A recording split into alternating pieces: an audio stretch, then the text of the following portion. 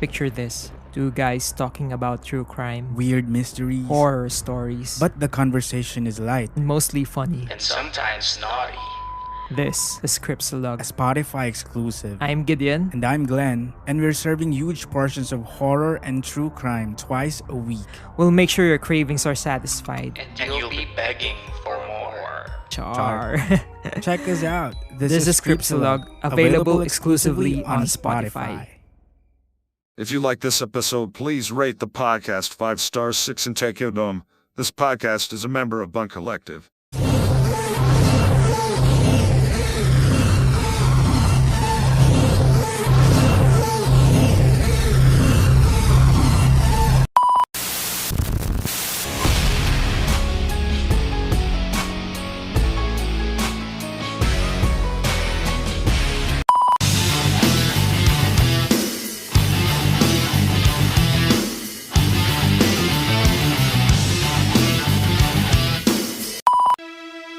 Welcome to your unfiltered Tagalog Wrestling Podcast. And this is the MTV Show Podcast, a wrestling podcast.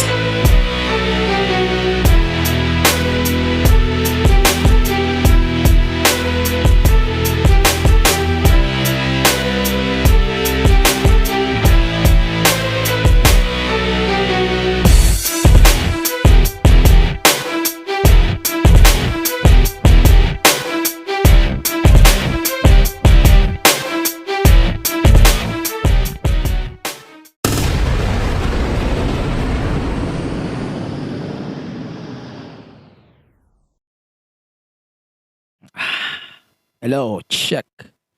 Are you ready? Yeah, we're good. Yeah, much better. It's Friday. You know what that means. Welcome to your unfiltered Tagalog Wrestling Podcast.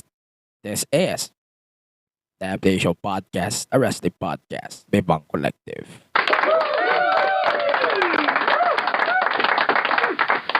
Ayun. Good ayun. Good morning, good afternoon, good evening. Welcome to the show. And the show this week is very huge kasi this is our very first time when we're going to talk about Crown Jewel. And then we're going to talk about our special episode today of Attention to Detail. We're going to talk about everything that I know or everything what I've seen on the theory thing. So that's why hindi ko siya isasama sa recap today. Instead, gagawa natin siya ng separate na broadcast. So it's gonna be a attention to detail special. And I'm going to call it Theorygraphy. Yes, it's a new word. Alam nyo, it's a new word, new norm dito na medyo, you know, bago. I want something new here. So that's why the more I was thinking out of the box, you should think out of the box too. Ganun lang naman. Pero regardless, it is what it is. We're going to talk about Theory's cash in. We're going to talk about everything what happened during Crown Jewel Premium Live event. And we're going to talk about everything wrestling, Saraya's condition. Cleared na rin si Saraya. Good for her. But we're going to talk about that later. So, before we continue on our broadcast here today, I want to remind you that the podcast is available on all of the social platforms and on YouTube, Facebook, Twitter, Instagram, Twitch, TikTok, YouTube at the MTG Show Pod on a single platform. Then, of course, subscribe kayo on YouTube, youtube.com/at the MTG Show Pod. You can now donate and support the podcast on Gank, $1 a month. You can access to our exclusive content. Probably next week, we're going to have 2 episodes. One is the Disney Plus exclusive stuff that we're going to talk about on the D-Day of Disney Plus. That's Thursday. Probably we're going to drop back-to-back episodes ulit on Friday. Let's see what's going to happen on Friday. Then our podcast Full Gear Podcast next week then. We're going to do predictions. Then I hope you all can follow us on social sa Bonk at the Bonk PH. And yung collective, visit our website, thebunkph.com. Let's start our podcast with Crown Jewel Resorts. Nabubulol ako sa R. So, let's start with Crown Jewel. So, ano ba ang perception natin sa Crown Jewel this year? Kumpara last year, this year, I must say this is better. I love to see the crowd once again, and so good. So good to see the Saudi crowd again after few months of absence ng Saudi crowd na to. So it's so nice to hear them cheer, especially for Logan Paul and Roman Reigns. The crowd, Saudi crowd is so loud as fuck. And to pertain on something that we're going to talk about, let's start with the undisputed title. Okay. So, Logan Paul lost to Roman Reigns at Crown Jewel. To me, the match is fun. It's a fun match. I don't need to elaborate it more, but I can say this is a fun match that you should watch. Also, it proves to the point that Logan Paul is definitely one of the best celebrity guys who competed in a WWE ring. And to add to the point, Logan Paul, I can say, he is the guy that you should look forward to. Yung mga hindi nakapanood ng match niya, noong WrestleMania, noong SummerSlam, now, this is the match that you should guys watch on. Or this is one of the guys that you should look forward. Logan Paul is hindi naman sabihin natin na GOAT. Hindi rin natin pwede sabihin na, Logan Paul is the best of all time. Mahirap yun. 3 matches, sabihin mo, GOAT na agad. Hindi. Sabihin na lang natin, safe. One of the best celebrity wrestlers na nakapag-wrestle in a WWE ring. Pero at least, we can say here on the pod na Logan Paul is so nice to watch as a wrestler. And, ayun, it's so good to me. I don't care about this issue kasi the more I hear it, the more I can take it seriously. Pero regardless, it was a really good match. Props to Logan Paul. And fighting guys like Roman Reigns, sa tingin ko, dapat napaangat lalo yung status ni Logan Paul as main attraction, no? Sabihin na lang natin, kailangan magaling din yung lalabanan ni Logan Paul para sa tingin ko makasabay siya. Pero hindi ko sabihin na magaling si Logan Paul. I can say if his performance at Crown Jewel was great, it means kaya niya pa sumabay sa mas magaling sa kanya. Tingnan mo, sino ba yung nilabanan niya nun? Miz, Rey Mysterio and Dominic, now Roman Reigns. See, those names, wala na panalo ka na Doon pa lang sa nilabanan mo silang 3, panalo ka na diba? Tingin ko naman, may ibubuga pa si Logan Paul. Wag lang, sana lang makapag-recover siya, na he got injured after a Crown Jewel. Titingnan pa, diba, nagpa-scan na nga siya. And he torn his MCL. And marami na torn sa kanya. I think he torn 3. I think. Hindi ko lang natandaan. Nakalimutan ko, I note. Sorry about it. Pero, ayun. Regardless, Logan Paul showed na he is a WWE world guy. Hindi natin sasabihin na hindi siya bano. Sabihin ko rin na hindi siya Dominic Mysterio levels. Kasi, sinasabi natin dito na hindi naman okay mag-wrestle si Dominic. Pero I can say, totoo yun. Diba? Ayun, yun yung problema Pag nakukumpara siya sa mga full-time just like Dominic Mysterio, ade-degrade. Pero totoo din naman, Dominic can't fucking wrestle. He can't fucking wrestle.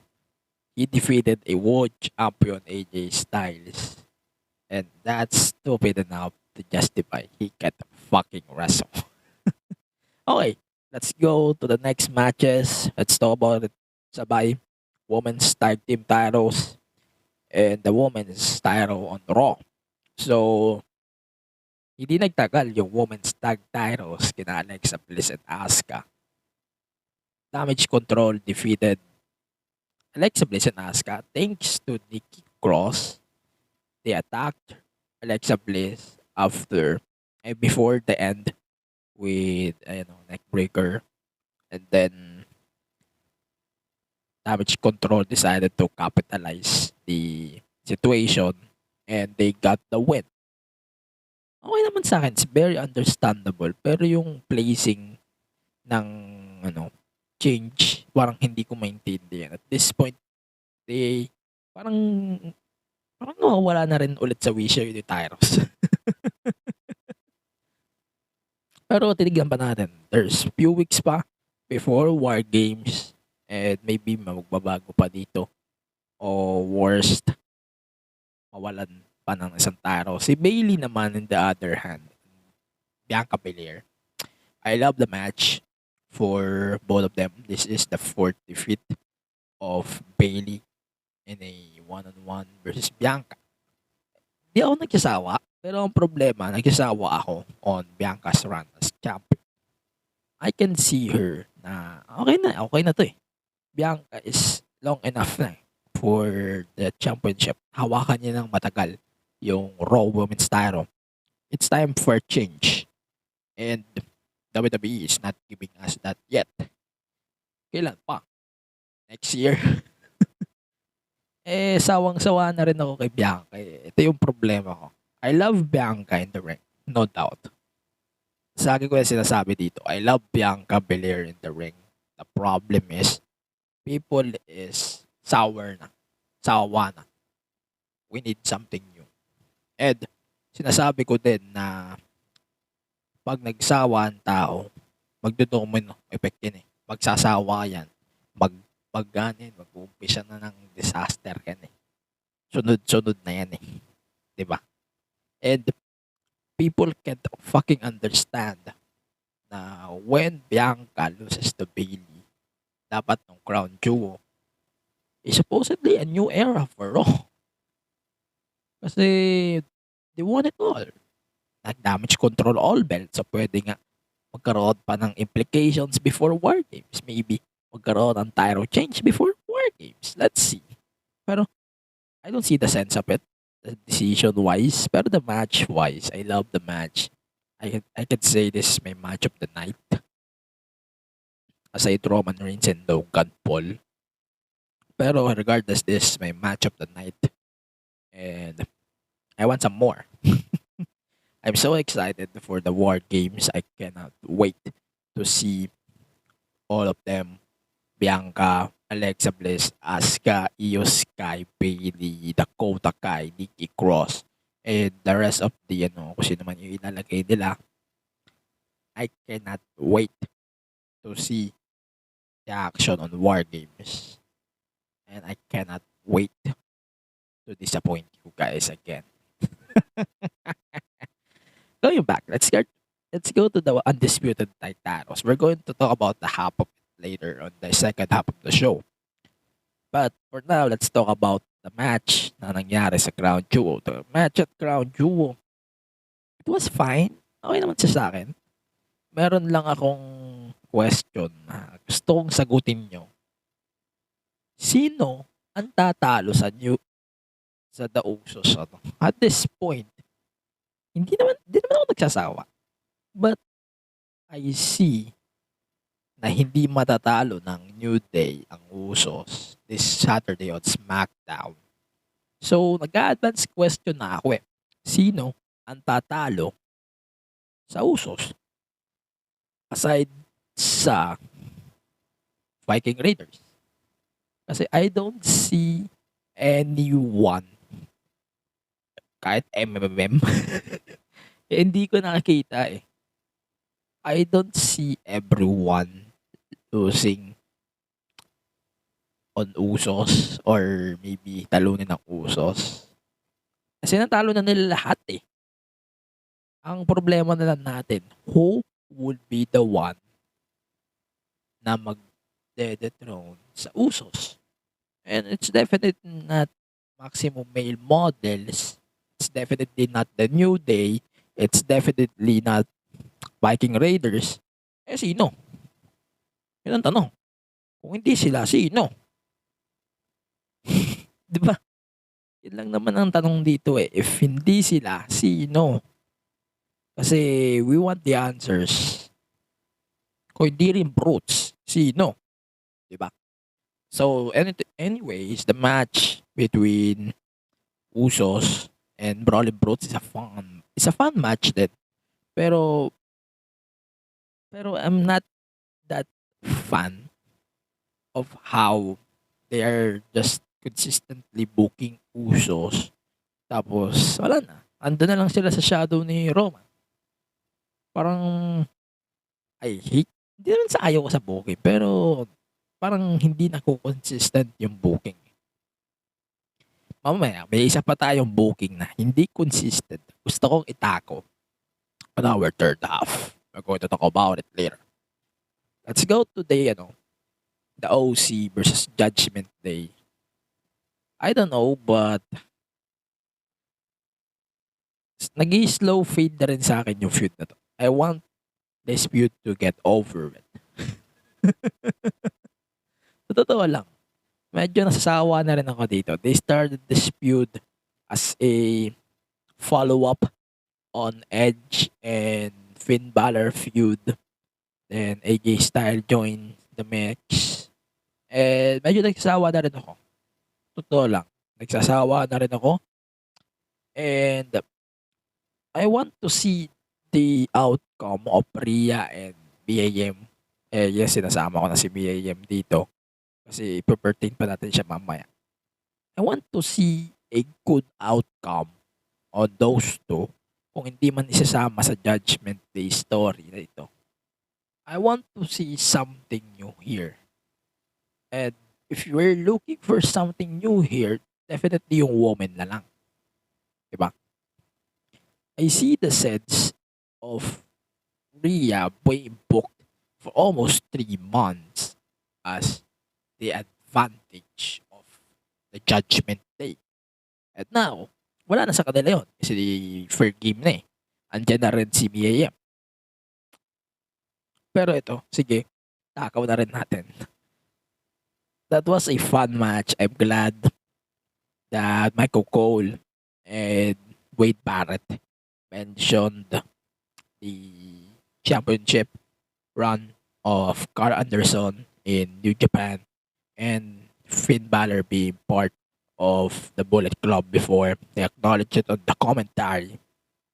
So it's good to us. It's so nice to hear Michael Cole every time he speaks on commentary since Triple H took over everything.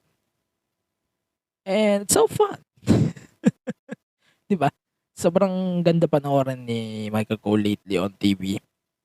And nagbumukha ng neutral eh. Diba? Triple H gave him platform as sa tingin niya magiging neutral siya. And that's what they're doing right now. It's a fun game, diba? But anyways, let's continue with the other 3 matches. Start with Brock Lesnar and Bobby Lashley. We know that this feud will not end yet. No? I know na hindi pa to matatapos. Pero nag-umpisa na tayo sa double turn eh.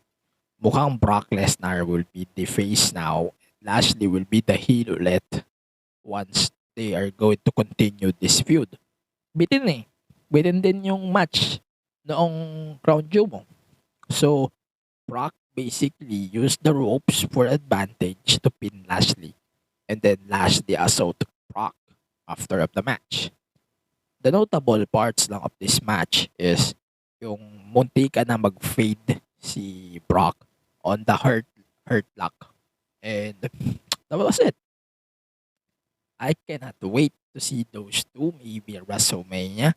Maybe sa susunod na Royal Rumble. Yep. O kung matutuloy ang day 1, good. See, diba? Yun lang naman. Then, sige, tako na natin yung steel cage. According to Fightful, si Drew ay nag-work sa Crown Jewel kahit siya ay may sakit. Nagka-flu si Drew. Then, he went to Saudi. Then, he went to India for a broadcast. Maybe a exclusive stuff for Saudi and for the India broadcasters ng WWE, which is Sony Sports Network. And so yun din ang dahilan kaya probably wala si Drew sa SmackDown for the next few days. Pero regardless, this match with Drew and Cross, this is fun. Ayan, lagi ko nang ginagamit yung fun na word eh. Pero okay, it's a fun match. Definitely better than the first one. But sana tapos na to. Sawa na rin ako. I hope there's a new competition for Karrion Cross. I cannot wait to see him maybe versus Gunter at some point. Maybe versus LA Knight. Maybe at some point din. Pero I could see him fighting on Raw either. Maybe versus Corbin. Maybe versus Gable. Or mas madami pa, no? Ayun, final match that we're going to give a review is Braun Strowman versus Omos. Okay. So ito, para sa akin, I hate how they booked this match. This a very I love the fact na this is a match catering for casuals. Pero the basic MVP here is Omos. Omos is the best guy here in this match. I don't see Braun just picking up Omos like that and they easily win. Parang hindi realistic yung situation eh. Imagine mo ganyan, Braun. Hindi natin minamaliit si Braun, pero the way they booked it, parang minaliit nila si Omos. Diba? Ang weird. Pero I know this is not over yet. We're looking for some loopholes pa. Once na magtuloy-tuloy yung feud at once makabalik din si Omos from Nigeria.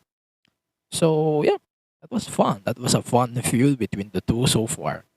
And we can't wait to see or to hear what's next for Omos and Braun on their feud. Pero yun lang naman. Yun lang basically ang ating review for Crown Jewel. Let me know your thoughts on the premium live event as we go to the scores. Let me remind you once again, imagine more on Disney Plus starting November 17 as WWE Network moves to Disney Plus and the WWE Survivor Series War Games will be televised on Disney Plus. Ewan ko kung papalabas po sa WWE Network. We're not sure yet if may WWE Network pa.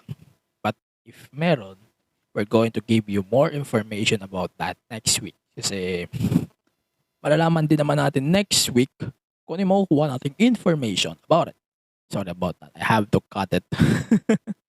Malalaman natin yung mga info about that and for the next few weeks as we go to the next segments here on the show. As we go to our first commercial break. When we come back, we're going to talk about basically everything, including AEW. So yeah, we're going to do a commercial break. Let's check our bunkmates here on Bunk Collective. Hey everyone, this is Mo Twister, and you're listening to the Kingdom Podcast with the voice DJ Yuki. That was the OG, Mo Twister, promoting this podcast.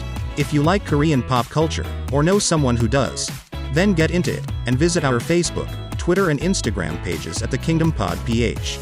We're proud to tell you that this is one of the premier shows to go to for your weekly dose of K-pop. So drop everything and listen to the Kingdom Podcast. Available in all your podcast streaming platforms. Join us! Sales, profit, and engagement na naman ang usapan. Hey guys, Matt and Lance here. Corporate guys rin kami at pagod na rin kami sa ganyang usapang office. Ibahin naman natin ang mga kausap natin. Listen to guests from careers beyond the corporate scene with the Project Offbeat Career Podcast.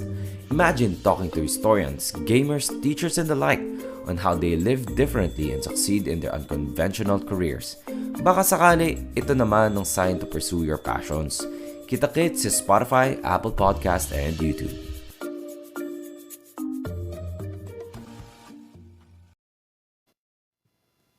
Ayun, we're back on the podcast. Let's continue with our review.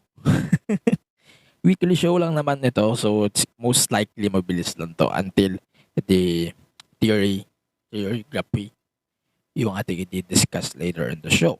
So first, let's talk about everything WWE first. Let's start with Gunther and Rey Mysterio fighting for the Intercontinental Championship. I'm going to discuss the scores by the way of Crown Jewel on the end of before we go this commercial break. Okay? So, Rey Mysterio and Gunther. Akalain mo yun si Ganta nakasabayan pa si Dominic. Ay, si Rey. Dominic. Si Rey Mysterio on his age of 47. Di mo akalain na si Dominic at si Rey tangin na Dominic nakahulagan. Ito, si Tatang Rey Mysterio, akalain mo yun, nakakasabay pa siya sa Agos sa mga current stars ng WWE just like Gunther. Hindi mo talaga akalain na on this age, Rey Mysterio still fighting in the ring. Akalain mo nga, on that age, out of the limit pa. Nalampasan niya pa na siguro si Gunther on his own will. But regardless, the match was really, really good. And I don't see the sense na siya yung makakatalo kay Gunther for the title. And also, there's a World Cup coming on tomorrow's episode of SmackDown. It's gonna be a 8-man tournament with the winner of the tournament World Cup will fight Gunther for the Intercontinental title anytime soon. So, yeah, wala pang announcement. Probably tomorrow malalaman natin yung mga information about the cup. Let's continue with some matches on Raw. So, Liv Morgan and Sonya Deville fought in a no disqualification match. It was a fun match until the commercial break. After of that commercial break, wala na. Nawala na yung momentum ko about the match. Then, Natalia and Shayna Baszler. So, Natty was defeated by Shayna. Parang the character build here, parang binabalik nila sa dating gimmick niya noong nasa NXT pa siya. Si Shayna together with Ronda Rousey. And this is the sign that I think they're building up something for Natalia or maybe Shayna Baszler na parang ibibuild nila for a match at WrestleMania. So I'm good at it. Wala man tayo nakikita problema doon. Pero ang problema ko lang is how they will stack opponents on Ronda until WrestleMania. Or maybe Shayna nga may chance manalo ng Royal Rumble. Ito na nga yung scale ko so far. Si Shayna, siya yung pinakamataas na possible maging Royal Rumble winner. Para sa akin lang. Si Shayna lang naman yung capable na pwede tumalo kay Bianca at kay Bianca at kay Ronda Rousey. Do you think Liv Morgan will beat both of them? No. Kaya I don't see the sense of it. For that lang. For the period of time until some title will be title change. But for now, I must say na ito na yung pinaka-capable Ito na yung pinaka-deserving to become women's champion. But we're not going to give you an advanced biased thoughts about the Royal Rumble bets so far. Pero yeah, let's continue with the Usos And the New Day, the match was announced on SmackDown for the undisputed tag team titles. If the Usos win, it means sila na yung posibleng humawak ng record na hawak ngayon ng New Day. If New Day ang mananalo, it means intact yung record for the longest reigning tag team champions in company's history. I don't see the problem of it. Basta as long as na it's gonna be a credible match, hindi ako nagsasawa dito. Hindi ako pwede magsawa dito because every time Usos and New Day fought, hindi ka magsasawa eh. Ganon kagaling ang New Day at the Usos.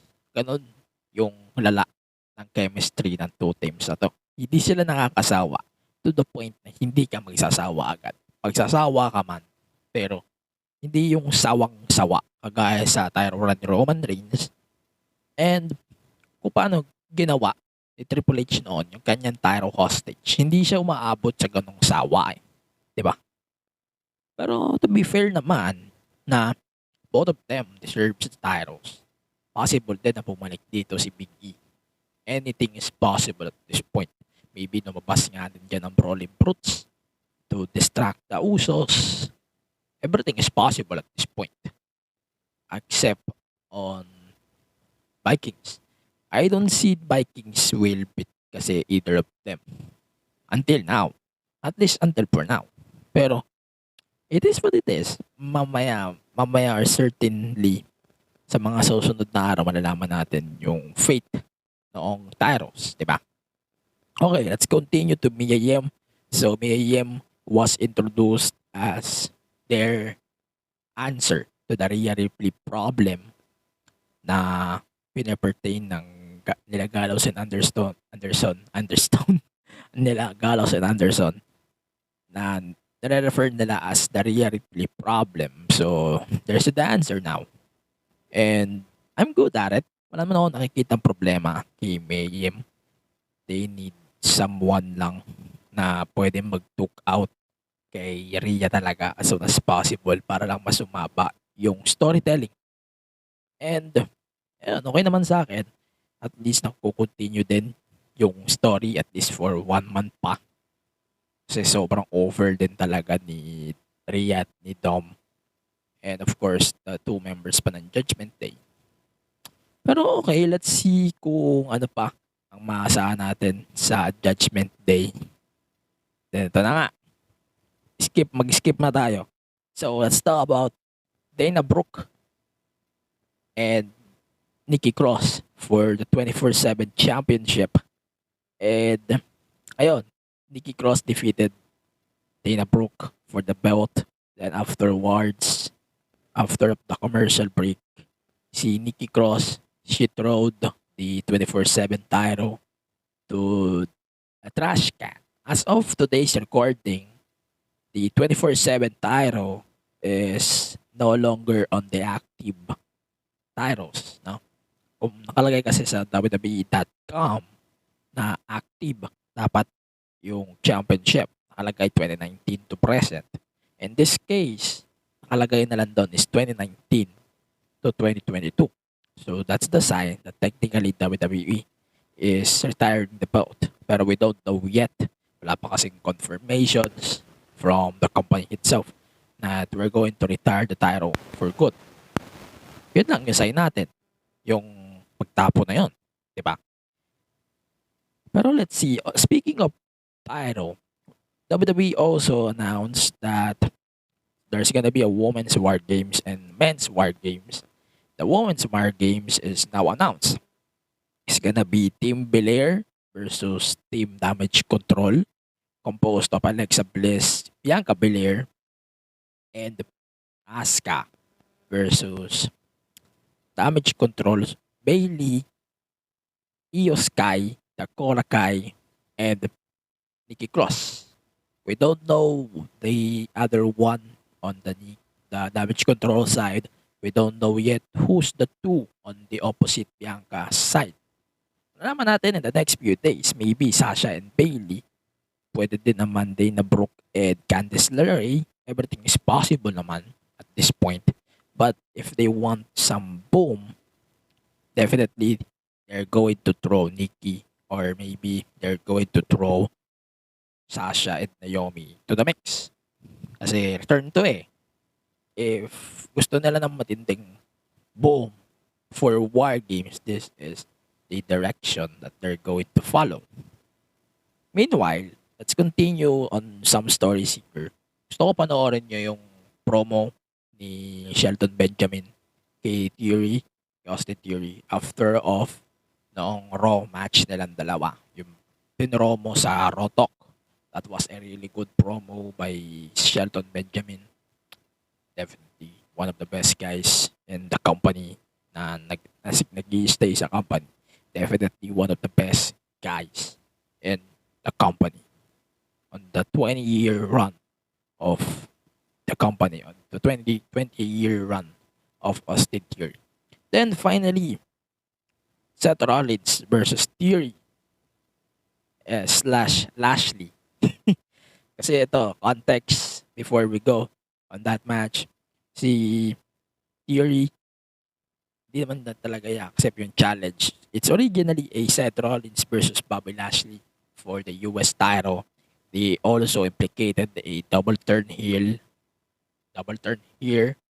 Then, ayun. So, Austin Theory cashed in his Money in the Bank contract on Seth Rollins. We're going to talk about more on the second half of it doon sa ating Theorygraphy segment later on the show. Mamaya na, magpipigil muna ako. So, the match ended by Seth Rollins beating Riddle. Seth Rollins defeated Theory in a match that everyone is fucking confused and fucking disappointed. And let me know your thoughts about it. But I'm going to save my thoughts for later. And my TikTok and Facebook videos naman can help you about my thoughts about it. Sabi ko, isasave ko siya dito sa segment na yun. So, yeah. Let's go to NXT now. So, mabilis na lang to. So, Joe Gacy defeated Cameron Grimes in a match. One-on-one. This is their last encounter now for now. Thanks to Eva Ray. Then, Chase U. So, it's good to know that Doc Hudson is now the permanent replacement for Buddy Howard, who got released last week. And he is now the standard flag bearer for JSU University. Also, apparently they are keeping Roxanne Perez for now out of TV kasi parang they're setting up a last woman standing on Alba Fire and Mandy Rose for next week's NXT. And they're setting up a title match too, probably on Deadline. And Shawn Michaels announced it on TV last week. That's going to be a announcements for Deadline. Probably title match na nga ito eh. Diba? Pero let's see. Anything is possible naman at this point. And, ayun. Pag-usapan natin real quick. What's my predictions of the upcoming matches next week? Alba Fire versus Mandy Rose for the women's title. Definitely in the last woman standing. I don't see Alba beating Mandy. I'm sure lang ako is Alba Fire is main roster ready. No? At this point, sobrang ready na si Alba Fire na mag-main roster. I hope lang na i-package na ulit siya as Kaylee Ray. Kasi mas gusto ko yon and mas gusto yun ng tao. And ayun, let's see the next few weeks kung ano yung mangyayari sa kanya after of this match versus Mandy Rose. And then also Braun Breaker versus Von Wagner for the NXT Championship is announced as well. I don't think Von Wagner will beat him, but I see that he will be part of the picture for a long time. Don't know sure. Hindi lang ako sure kung kailan ito drop. yung belt. Pero sure ako na it's gonna be part of the picture. Then, so let's talk about JD McDonough versus Axiom. So, the match of both of them, so fucking good. If you watch it on NXT, that was a fun match.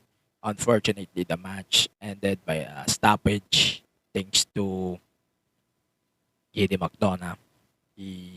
Parang may nag-pop up sa kamay ni Axiom. So they have to stop the match and give JD McDonough the win. Then, on the main event of NXT this week, we got the expected turn of Zoe Stark. And I'm saying this for a couple of weeks na this is a seeds that they're planting to for weeks. And we got it. It's gonna be, a feud for sure. Nikita Lyons and Zoe Stark. And we're getting it now. And definitely we're getting it soon. No? Let's see in the couple of weeks if kung ano yung mangyayari on their feud. Maybe bangan natin yun sa susunod na kabanata ng NXT. I love the turn. Sudden heel turn, but sobrang expected ko na yun. The match, by the way, between Zoe and Lions versus 2KC is a fun match. That was a really good match. Okay? Yan lang. Yun ang notable ko dito. Let's go to AEW now. So, I want to note Orange Cassidy versus Katsuyori Shibata from Rampage. Rampage last week. That was a fun match to watch. Kung gusto nyo panoorin nyo, I swear to God, din nyo regret. That was a really good match. Then, Saraya announced that she's now cleared to compete. And the match is set for Full Gear next week. And yeah, the match is set between Britt Baker and Saraya for Full Gear event. We're going to discuss it more on our predictions day next week. Also, Samoa Joe turned on Wardlow. This is very sudden. Pero sinasabi ko na sa inyo, why we're getting winner-take-all matches all the time? We don't need those matches all the time. We don't need winner-take-all matches all the time. I don't know what's the sense of this sorcery. Why we're getting this shit? Huh? Bakit? We don't need this shit. Pwede naman nila pagsamahin yung feud. Pero yung aabot sa ganitong winner-take-all na possible for Joe and Braun or maybe Wardlow. Sobrang bantot eh. AEW and WWE is overusing the winner-take-all logic here.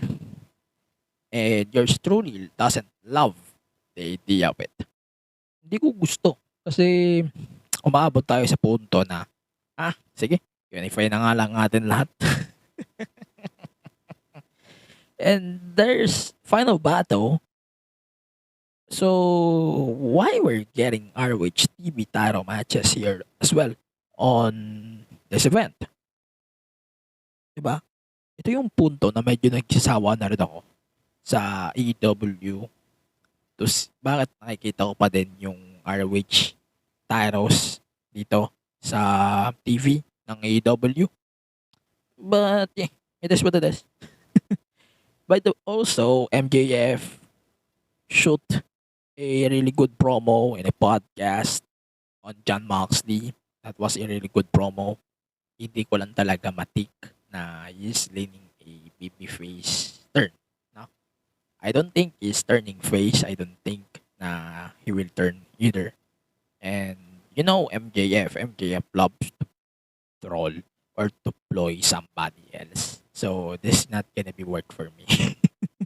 And then, by the way, Sammy Guevara versus Bryan Danielson, 2 out of 3 falls. Okay naman siya sa akin. It was a really good match. A really good main event to close the show. Really nice to see without Jericho. Ayos naman siya sa akin. It's It's so good. It looks good to me. Ibang-iba yung vibe pag wala si Jericho talaga sa picture. Pero di mo mag-expect next week andyan na yan si Gago. Ayan lang. Basically, that's it for me on AW. I'm going to give my scores for Crown Jewel. So, may Brock Lesnar at Lashley was 3. The women's tag is 3. The steel cage is 3.5.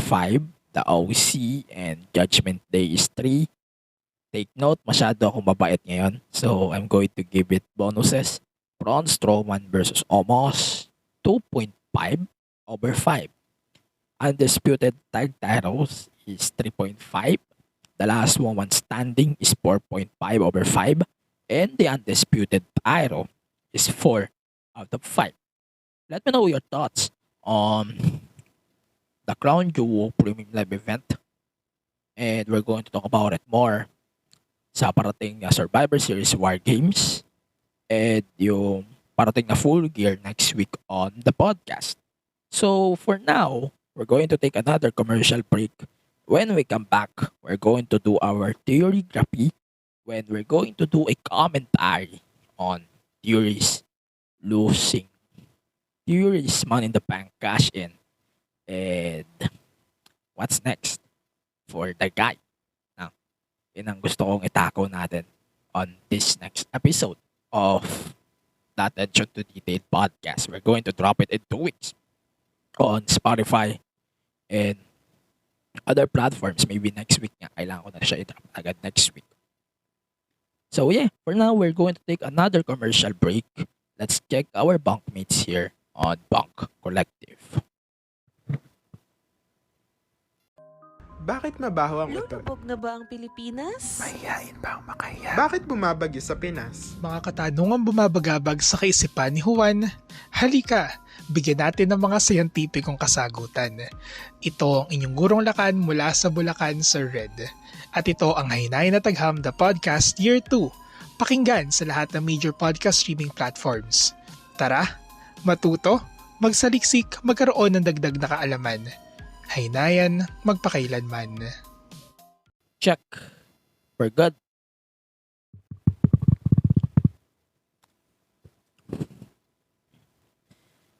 Theorygraphy.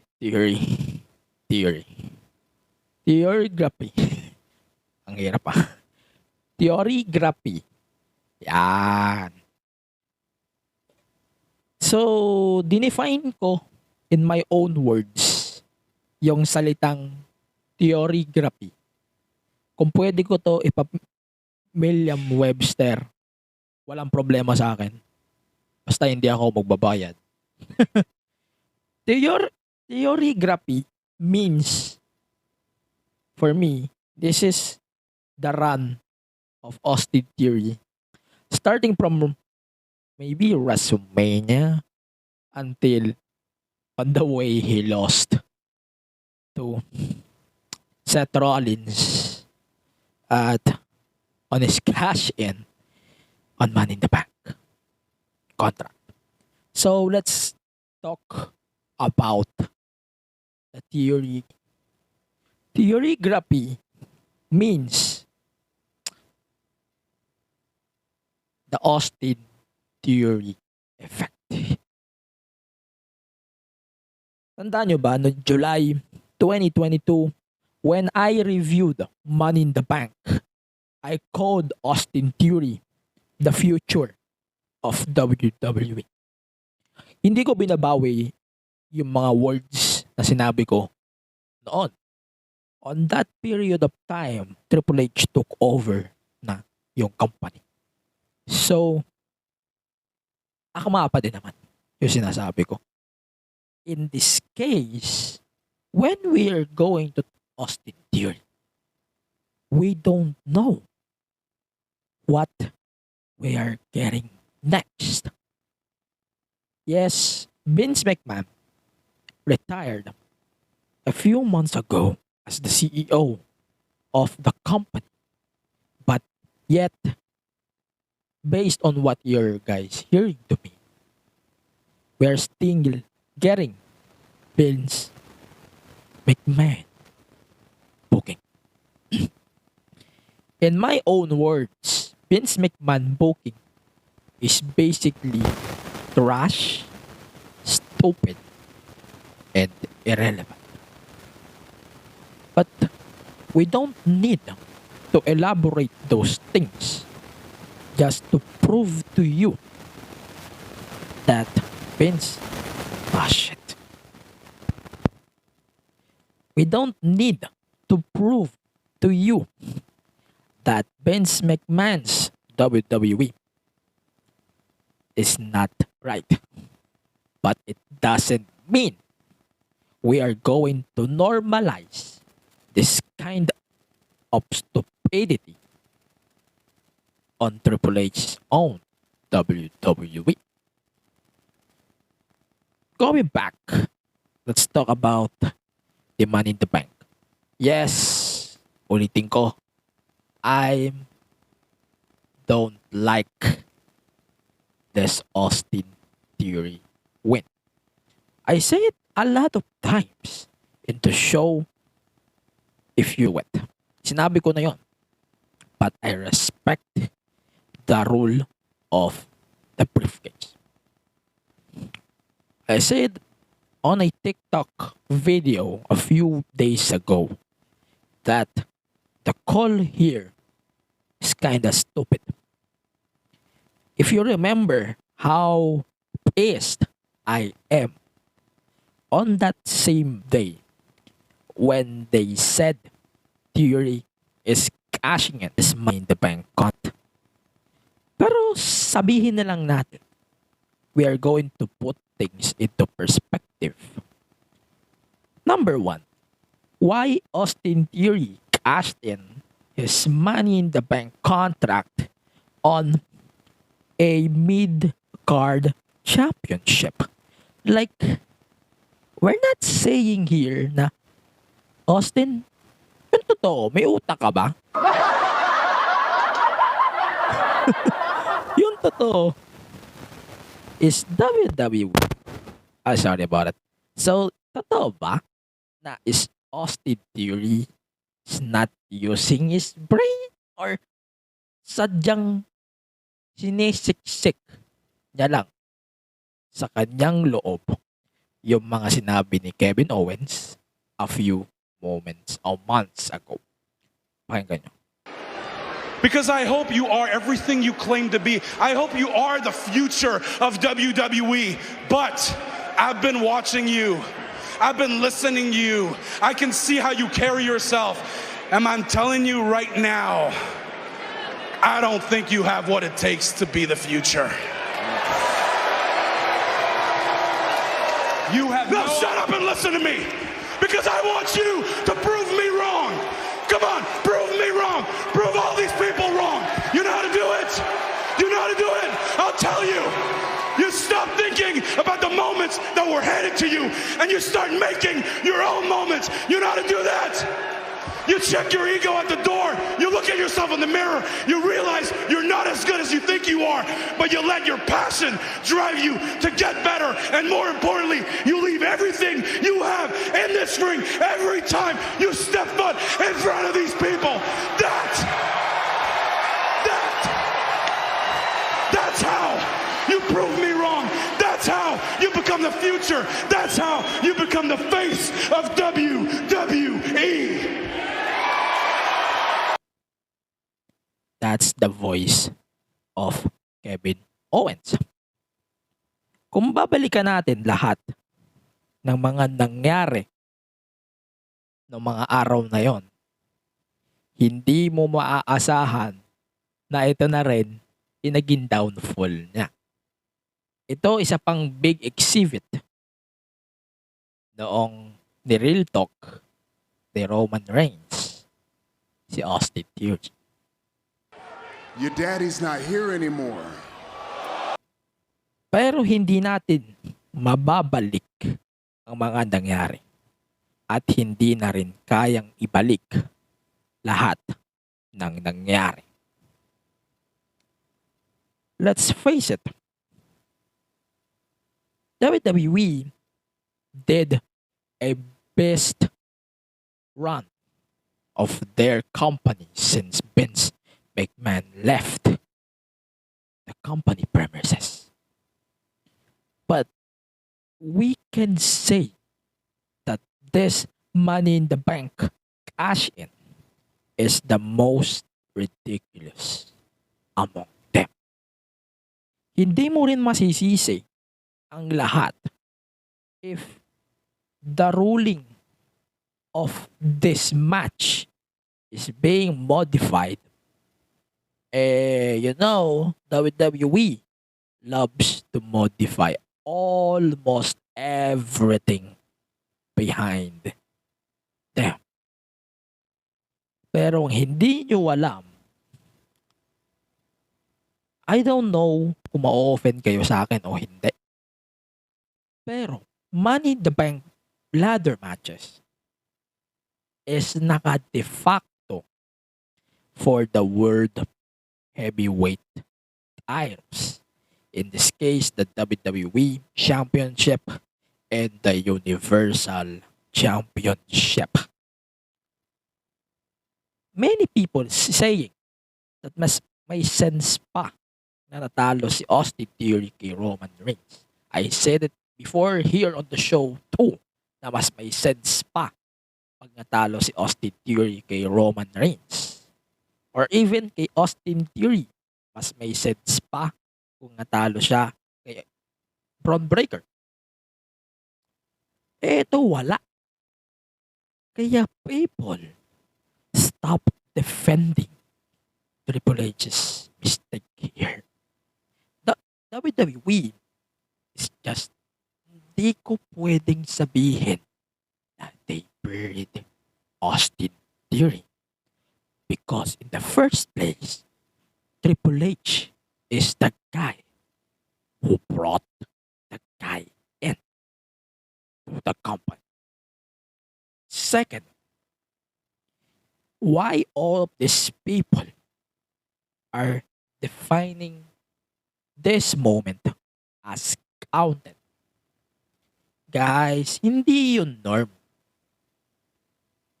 The cash in on the US titles very first time, hindi yun parte ng norm na dapat sa world title lang siya magka-cash in. It's not part of it.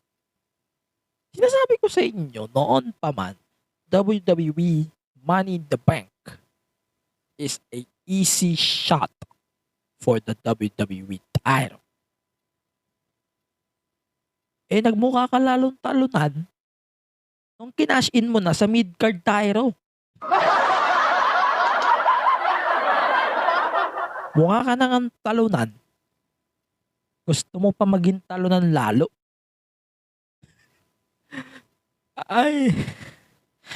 I'm here to be a sarcastic person. But I'm very serious when it comes to this. And hindi ko maintindihan why these people are not despising this booking at all. What's next for the Money in the Bank? For yours truly. I hope the Money in the Bank will stay on pay-per-view. And I hope WWE will correct their mistakes on Austin Theory. We can see the vision. Yes, totoo po yun. Pero, when the vision doesn't suit your favorites, it's about to go down as well. Don't blame the people behind the company, but instead, blame Triple H himself. If you are satisfied with that decision, you guys are fucking assholes. And to complete the point, Money in the Bank pakitanggal na yan as a pay-per-view. Wala na rin naman pagtutunguhan to eh. Kung ganito lang din ang gagawin yung booking on Money in the Bank, i-drop nyo na lang to. For fuck's sake. We don't need that as a pay-per-view anymore. A premium live event anymore. We need a better booking and a better place.